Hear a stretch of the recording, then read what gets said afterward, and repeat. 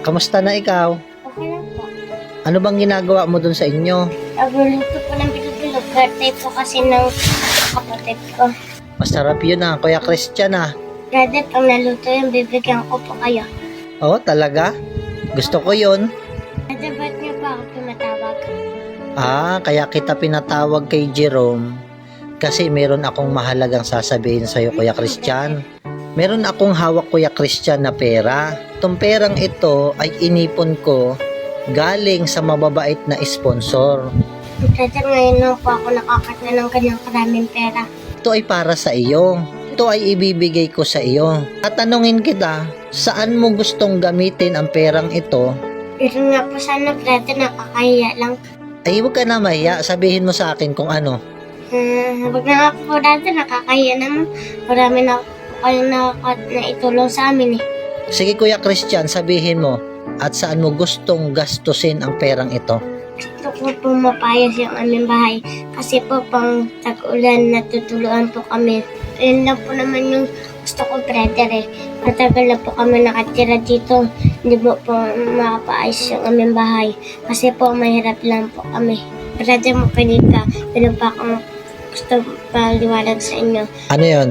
Kasi po yung aming bobong tuluan. Kasi po yung mga damit po namin puro basa. Gusto po namin ng maayos na bahay. Naawa nga po ako, brother, sa mga kapatid ko. Pag tag-ulan, doble yung hirap. Ayaw mo ba ang perang ito, bili na lang natin ng bigas, tapos ng grocery ninyo para may pagkain kayo? Brother, bahay na lang po. Pang pagkain po, madaling maubos. Pambahay po, habang buhay po namin kagamitin. Galing naman ng Kuya Christian mag-isip. Agree ako dyan sa sinabi mo. Totoo yun, no? Brother, yung nakaraan tag-ulan, yung mga uniform ko po nababasa.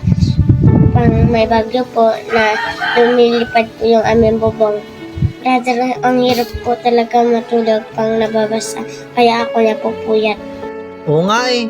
Hanggang ngayon nga, puyat na puyat ka eh.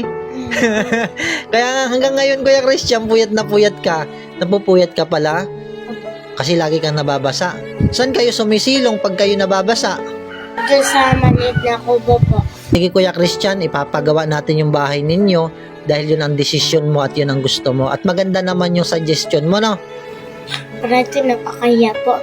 Kasi po marami na po kayo na itulong sa amin.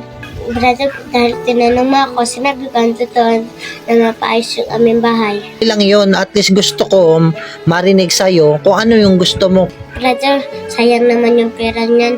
Kung walang mapupuntahan, maganda na lang sa bahay. Ah, sa bahay nyo na lang. Ay, sige. Brother, sasamintin po din yung loob. Oh, sisimintuhin natin yun, lalagyan din natin ng flooring. Bakit mo gusto ipasiminto, Kuya Christian, yung loob ng bahay ninyo? Kasi po maputik. Ah, maputik. Maputik po yung loob namin.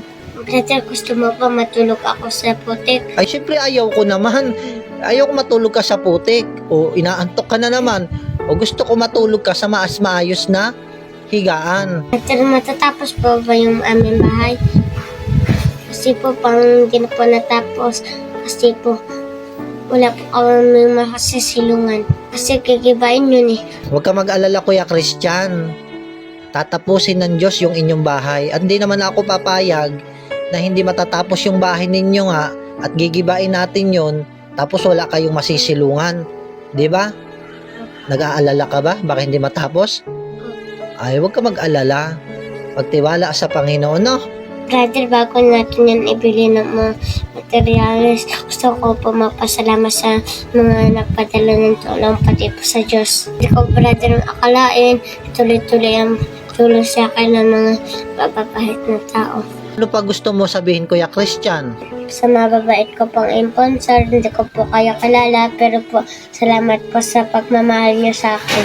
Anong gusto mo, Kuya Christian, itong pera na ito? Hindi kayo na lang humawak nito para sa bahay ninyo. Brother, ikaw po ang mawak. Kayo naman po ang nakakaalam naman. Alas, mag-usap na lang po kayo nila, Papa. Ah, usap na lang kami. Oo nga, sige.